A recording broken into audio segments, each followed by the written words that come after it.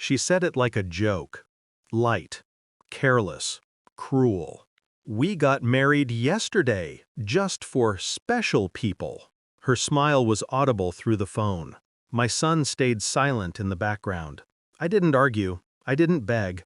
I just said, "Congratulations," and hung up. The line went dead. So did something inside me. I remembered the first day I met her. Polished, polite, too sweet around me. She brought flowers the color of fire and called me Mom before the word belonged to her. My son glowed beside her, blind to the sharpness behind her charm. I wanted to believe her. I wanted to believe them. But little cracks appeared over time. A roll of her eyes when I hugged him too long. Her constant complaints about money. The way she kept him away on holidays, always with an excuse. And now, this. A secret wedding? A deliberate erasure. They didn't just leave me out, they wanted me excluded, forgotten, humiliated. I didn't cry. That's what she expected. Instead, I waited. A week later, her number flashed on my phone.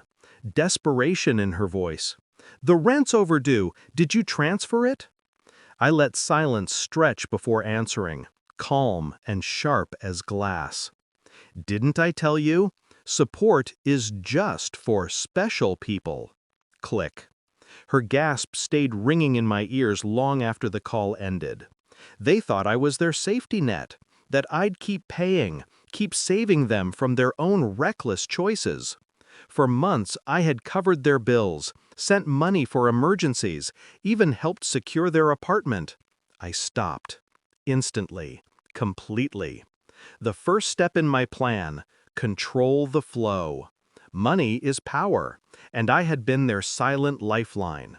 They never saw the rope tightening. I didn't stop there. I made my second move. Quiet, precise. The car they drove? Mine. The lease?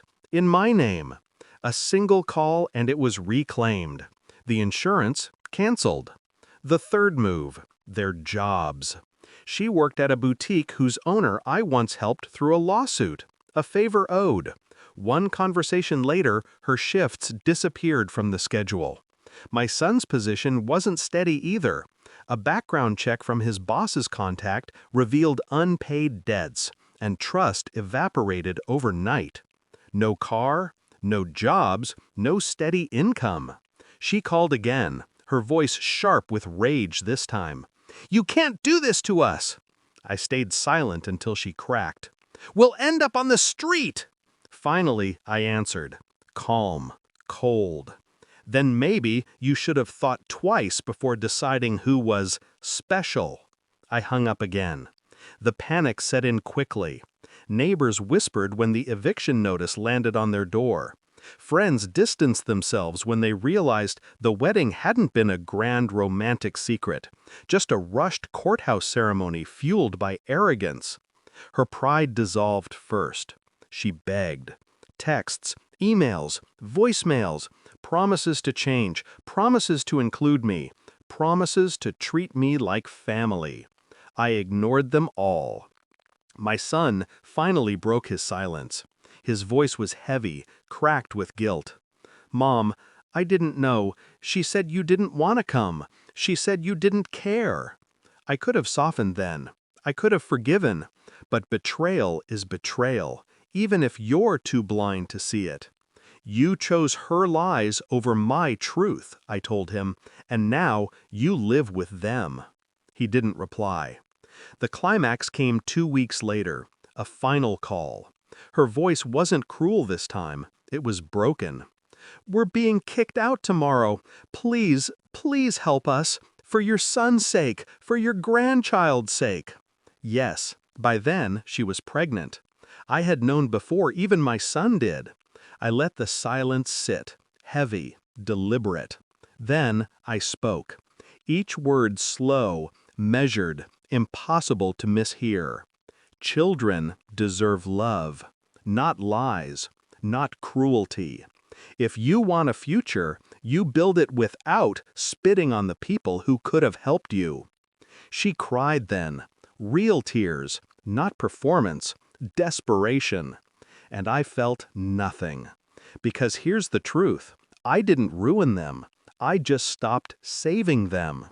Every bill, every payment, every safety rope, they had grown used to my quiet sacrifices, used to my love being endless, used to me being their shadow servant. The moment I stepped back, their world collapsed. Not because of me, because without me, there was nothing. They moved back to her parents' house, a cramped, bitter place where kindness doesn't live. I hear whispers through distant relatives that she blames me for everything, that she tells anyone who listens that I'm cold, heartless. Maybe I am, but I sleep well, because I taught her something her smugness never let her learn. Respect is earned. Loyalty is sacred. And when you betray it, you lose everything. Sometimes I replay that first call in my head. We got married yesterday, just for special people. And I smile, because she was right. Support, stability, love, those are for special people. And she'll spend the rest of her life realizing she never was one.